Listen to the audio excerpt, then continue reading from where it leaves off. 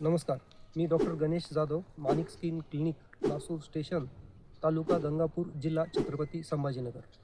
आज खूप जास्त प्रमाणामध्ये शेतीमध्ये सुद्धा रासायनिक खतं, पेस्टिसाइड्स यूज केल्या जातात. परंतु हे खतांचं आपल्यावरती कुठे ना कुठे त्या पालेभाज्या खाण्यात आल्यामुळे सुद्धा त्याच्यावरती आपल्या शरीरावरती दुष्परिणाम होतात लाँग टर्मवर.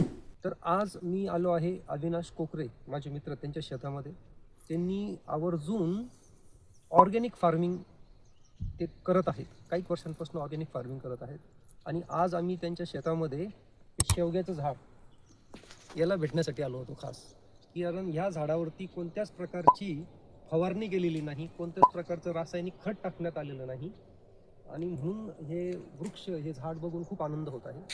हे झाड आपल्याला सावली पण देतंय, ऑक्सिजन पण देतंय, लाकूड पण देतंय आणि सगळ्यात महत्त्वाचं शेवग्याच्या शेंगा.